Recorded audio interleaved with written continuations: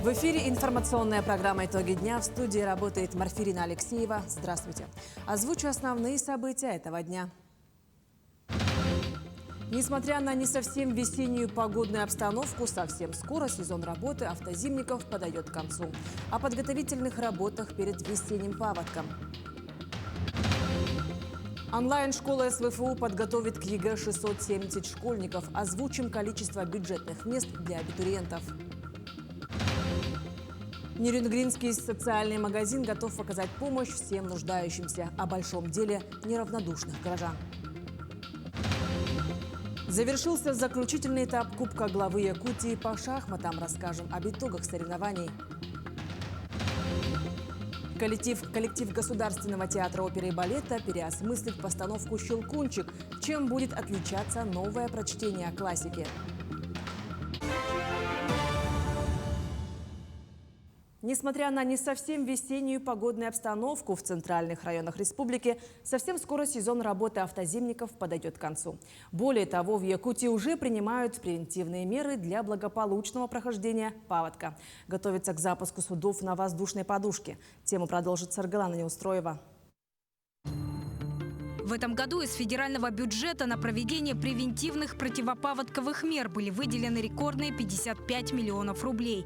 Все эти средства направлены на ослабление прочности льда. Включают эти мероприятия всего два метода – зачернение песком и каменным углем и распиловку. На сегодняшний день на двух реках Лена и Колыма работы завершены в Ленском районе, Алекминском районе и Хангаласском районе. По линии субвенций на данное мероприятие профинансировано 16,7 миллионов рублей. Работы проводятся в 11 муниципальных районах на 33 заторпастных участках. Всего объем работы 213 гектаров. Между тем, с 10 апреля в республике начинают постепенно снижать грузоподъемность ледовых переправ до 20 тонн. Речь, в частности, идет о переправах Якутск, Нижний Бестях, у сел Верхневилюйск, Кюндядя, Сунтар и Крестях, а также через реку Алдан. А уже с 15 апреля все ледовые переправы и автозимники в центральных районах республики и вовсе будут закрыты. Это участки через реку Лену, Хатасы-Павловск, Кангаласы-Сотинцы, Жатай-Техтюр, через реку Амга в Амгинском районе и через реку Алдан в Усть-Майском районе.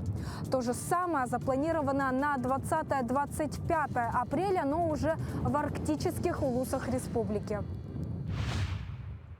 По основной региональной дороге Хатасы-Павловск в связи с сильным обводнением и положительными температурами на сегодняшний день готовится решение о запрете движения транспортных средств, легковых транспортных средств. Отдельно хочется отметить по работе судов на воздушной подушке. С субботы, это 12 апреля, уже первые суда будут вводиться и в эксплуатацию на паромной переправе Якутск-Нижний Бестях.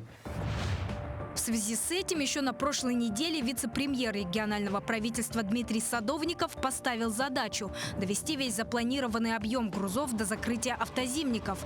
При этом, как отметили в Министерстве гражданской обороны и обеспечения безопасности жизнедеятельности населения, темпы завоза по сравнению с прошлым годом идут на опережение. По предоставленной информации Дмитрий Дмитриевич, соответственно, дал поручение всем хозсубъектам именно завершить перевозки к 15 апреля. Это для нас крайняя точка, и мы будем работать в этом направлении, чтобы усиленно завершить завоз жизнеобеспечивающих грузов. Пока говорить о том, насколько успешно в этом году для Якутии обернется противопаводковая работа, рано. Как минимум, ее объемы оставляют место для оптимизма. Впрочем, как говорится, удача любит подготовленных. Саргалана Неустроева, Иннокентий Соловьев, Якутск. В Якутске наблюдаются обильные осадки в виде снега. Вместе с плюсовой температурой такая погода обещает на несколько дней вперед превратить неспешные прогулки по городу в преодоление полосы препятствий и перевести работу коммунальщиков на режим нон-стоп. Тему продолжит наш корреспондент. Еще 9 апреля казалось, что улицы города наконец перестали походить на сплошную лужу. Как вдруг свои коррективы внесла погода. И вот теперь недовольны не только горожане, но и коммунальщики. Ведь за работу пришлось взяться вдвойне усердней. Водоотводные лотки пропариваем горячей водой. Они сейчас замороженные. Как свежие осадки влияют на проделанную работу? Очень плохо они влияют. Они забивают лотки. Снег забивает шугой, все лоточки. Приходится по новой. Всего с марта коммунальщикам удалось пропарить 29% от всего количества водоотводных лотков. Это чуть больше 16 тысяч погонных метров. Но пока воду с улицы откачивают так, по старинке. В сутки выходит порядка 1,5 кубометров талых вод. Работает 25 единиц техники. Чтобы успевать, мы стараемся, сейчас уже привлекаем мы подрядные организации, помимо своей техники. Если вот сложные ситуации, мы стараемся в течение 30 минут подать технику. Тут надо понимать, что перебазировка большой техники – это не такси, не легковая машина. Там с перебазировкой есть определенные нюансы. И несмотря на обилие осадков, снег с тротуаров и придомовых территорий продолжают убирать. Здесь, как правило, задействуют силы управляющих компаний и окружных администраций. К примеру, в строительном округе специалисты на время осадков проводят уборку снега неоднократно. Подрядная организация по обслуживанию тротуаров производит работу на тротуарах строительного округа в количестве 15 единиц на площади более 50 тысяч квадратных метров. К обеду уже убрано порядка 20% тротуаров, но, к сожалению, как вы видите, осадки все больше и больше выпадают. Соответственно, в течение сегодняшнего дня уборка будет продолжаться неоднократно. И здесь то, насколько эффективными окажутся эти меры, решает добросовестность подрядчиков и коммунальных служб. В такую погоду недовольство местных жителей их работой растет, но есть и те, кто вполне доволен действиями специалистов.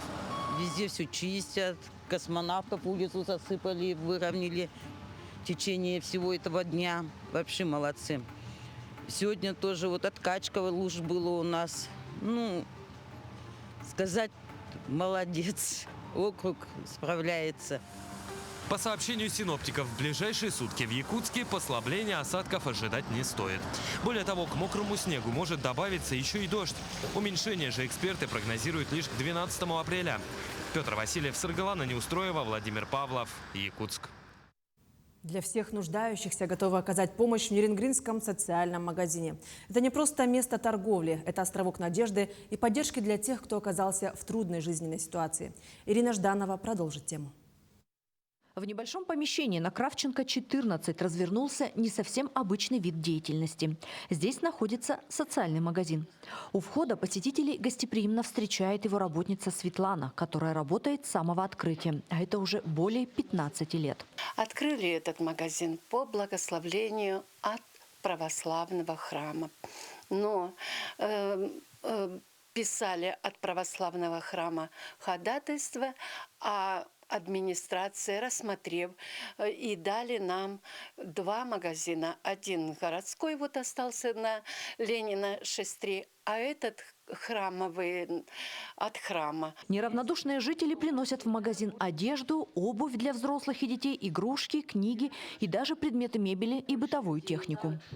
Можно не только по расписанию вещи приносить, но можно непосредственно позвонить по номеру телефона и в любое удобное время принести необходимые вещи, пожертвовать. Ну и, конечно, не только пожертвовать, но и что-то взять для себя, если кому-то что-то нужно. Вещи поступают от благотворителей, прихожан храма, волонтеров и обычных граждан, которые хотят помочь ближним. Здесь не спрашивают документы и справки. Поддержку оказывают всем, кто в ней нуждается.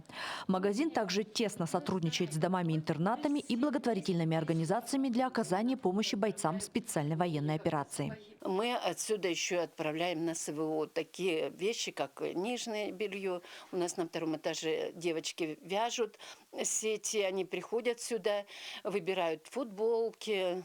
В общем, как-то мы вместе работаем. Это место, где люди чувствуют себя нужными и поддержанными. Здесь можно получить не только материальную помощь, но и доброе слово, сочувствие или надежду. Настоящая вера проявляется в делах. Вера в то, что мир не без добрых людей. Ирина Жданова, Захар Головин, Нерюнгри. Онлайн-школа СВФУ подготовит к ЕГЭ 670 школьников. Выпускники, успешно прошедшие контроль, получат баллы индивидуальных достижений при поступлении в ВУЗ. Так, в СВФУ начала работу онлайн-школа «Шаг к университету» для подготовки 11-классников к ЕГЭ. До 7 мая школьники из 78 школ Якутии будут углубленно изучать математику, информатику, биологию, химию и физику под руководством преподавателей вуза. Программа включает разбор сложных заданий ЕГЭ, тесты и знакомство с направлениями подготовки вуза. На новый учебный год вуз планирует принять 2646 абитуриентов на бюджетные места очной формы обучения и 340 на заочную форму. Также в Центре студенческих инициатив СВФУ стартовал карьерный проект «Твое пространство развития». Мероприятие проходит совместно с АГИКИ. Подробнее о ходе мероприятия расскажет Тимур Калмагоров. Для любого студента главная цель обучения – не только закончить его, но и затем поступить на востребованную и актуальную работу. Площадка Open Space помогает им в этом, предоставляя возможность ознакомиться с ведущими предприятиями и организациями республики. У нас карьерный Open Space отличается тем, что у нас разные форматы представлены. Помимо того, что предприятия просто рассказывают о себе, они также проводят сами активности, потому что нынешнее поколение, оно любит, когда проводятся интерактивы. Также у нас есть отдельные кабинеты, где проводятся быстрые собеседования, и те студенты, которые приходят с резюме и с паспортами компетенции по итогам диагностики, которые мы проводим у нас в университете, они могут сразу уже пройти собеседование и получить определенный оффер от работодателя. Площадка работает уже на протяжении 4 лет, и ее посещают студенты разных курсов, направлений и даже квалификаций. Так, в среднем сюда приходят более 400 человек. Северо-Восточный федеральный университет является нашим партнером. Мы их информационно поддерживаем. Мы также всегда сообщаем об их мероприятиях. Нас всегда приглашают. Наши студенты поддерживают данное мероприятие. Ну и, собственно, принимают активное участие. Площадка Open Space разделена по 2 направлениям. На первом представлены ведущие промышленные компании и экономические структуры не только республики, но и России в целом. По второму направлению работают организации, связанные с креативной индустрией. Всего на мероприятии были представлены порядка 30 предприятий. Сегодня мы представляем быстрые собеседования. В нашей библиотеке имеется 2 вакантных места. Это библиотека первой категории, а также режиссер. Культурно-просветительскую деятельность нашей библиотеки. Если у вас нет библиотечного образования, ничего страшного, можно пройти переподготовку во время уже своей работы непосредственно. На площадке можно ознакомиться с любой работой, вне зависимости от направления и курса. Так, Аяна Кривогорницына посещает площадку, начиная с 1-го курса обучения. Она активно участвует и узнает о каждой из организаций, чтобы выбрать ту самую. Я бы хотела стать специалистом по работе с молодежью. У нас, получается, очень много сфер, которые охватывает молодежь. И, в принципе, я могу работать в любой сфере. Поэтому я принимаю участие на Open Space каждый год, чтобы увидеть, какие еще будут компании, какие есть компании и какие есть вакансии. Как отметили в СВФУ, ежегодно из их институтов выпускается около 3000 студентов. Из них 1/3 продолжает обучение, а другие входят в карьерную жизнь. Так, Open Space помогает заранее не только ознакомиться с местом работы, но также зарекомендовать себя как будущего специалиста. Тимур Калмагоров, Иван Сорокаумов, Якутск.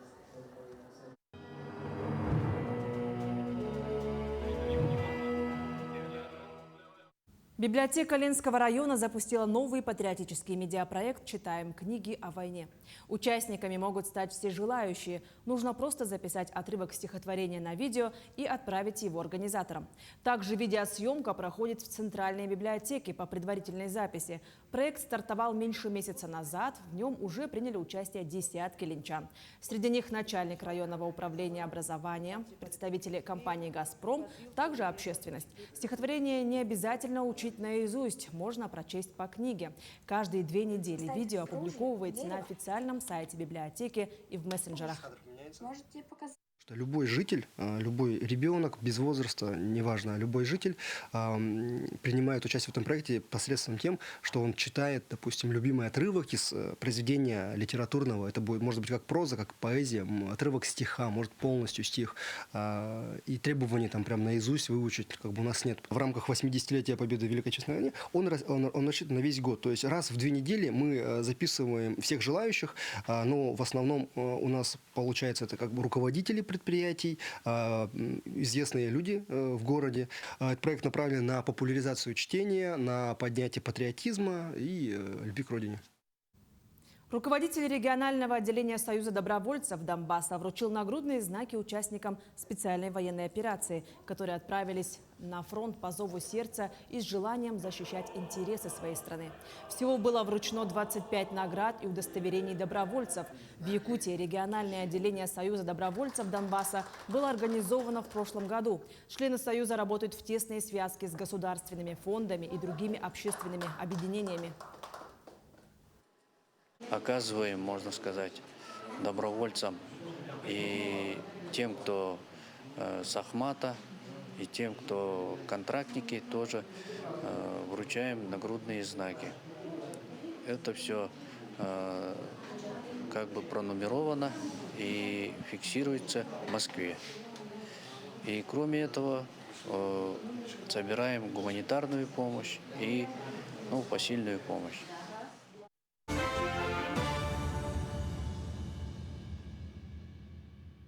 Стать волонтером сегодня может каждый. Для этого надо иметь доброе, отзывчивое сердце и желание сделать мир лучше. Эти люди не скучают, сидя дома, а помогают тем, кто нуждается. И делают они это не для отчетов, а совершенно искренне. Как мирнинские волонтеры помогают бойцам в период СВО, смотрите в дайджесте от наших коллег. Волонтеры штаба «Мы вместе» больше года занимаются поддержкой бойцов, проходящих службу в зоне проведения специальной военной операции. Людей здесь не так уж много, не больше 20. Все они тут по зову сердца, все переживают за судьбы наших солдат. Работаем в 3 смены. То есть кто-то утром, кто-то в обед приходит, кто-то вечером. И остаются допоздна. То есть бывает с раннего утра допоздна. И по народу тоже. Иногда бывает очень много человек. Допустим, да, у нас, наверное, по 20 человек может собираться вот сразу в день, да, а может быть всего 3-4 человека. В штабе «Мы вместе» никто не сидит без дела. Волонтеры работают по заявкам ребят с передовой. Для этого они поддерживают связь с бойцами, которые делают запросы. Сейчас поступила большая заявка от бойцов вот именно на такие мешочки для пороха. Они им очень нужны. И мы вот по их заявке отрабатываем, отшиваем это все. В швейном цехе работа кипит. Здесь шьют госпитальную одежду. Разница между обычным бельем и госпитальным очень большая. В магазинах их тоже не купить. Поэтому швеи с большим воодушевлением принялись за работу. Наш швейный цех отшивает госпитальную одежду на липучках, трусы, штаны.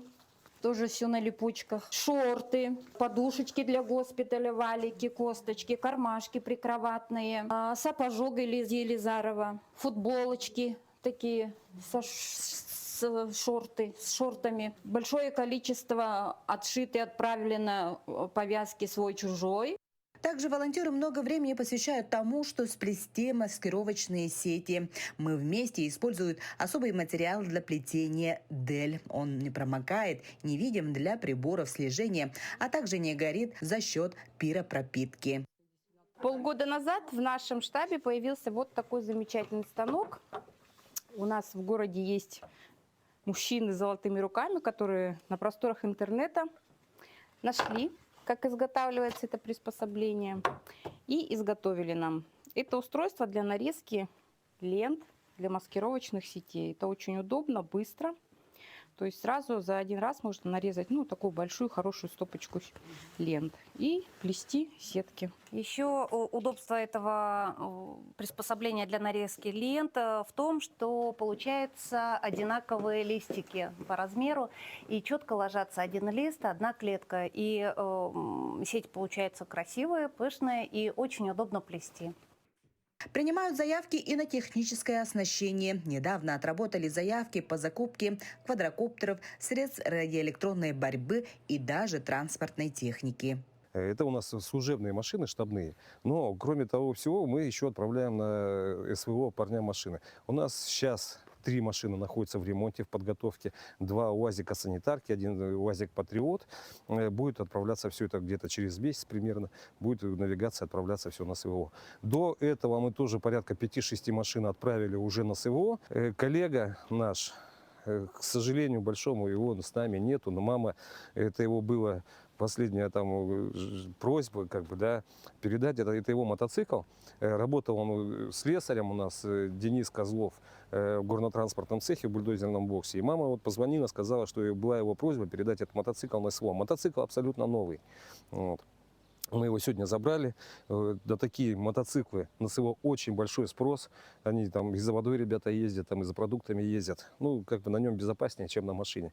Большую помощь в работе штаба оказывает население. С помощью жителей Мирного волонтеры собирают сотни килограммов гуманитарного груза и отправляют на передовую. Среди них и адресные посылки, одежда, продукты, лекарственные средства, медикаменты, средства личной гигиены. Это наш фасовочный цех. Здесь собирается вся гуманитарная помощь. Фасуем посылки адресные, конкретно по фамилиям. Вкусняшки, средства личной гигиены, одежду, нижнюю, носки, трусы, футболки. Что наши мальчики просят, здесь фасуем посылки. Вожу до окончания, до упаковку посылок для отправки парням на СВО.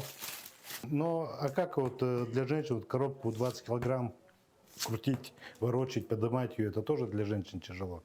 Несмотря на самоотверженность женщин и их готовность работать как можно больше и дольше, волонтеры говорят, что не хватает рук. Они надеются, что к их дружной команде присоединятся еще больше единомышленников, которые будут делать добрые дела во благо фронта.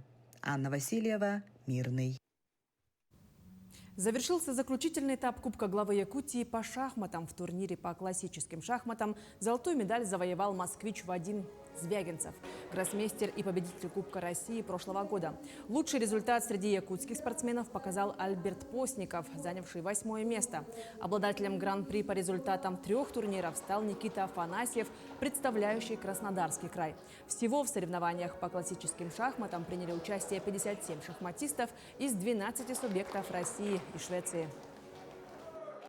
Турнир оказался очень напряженным. До самого последнего тура было совершенно непонятно, кто победит. Очень многие шахматисты имели шансы на первое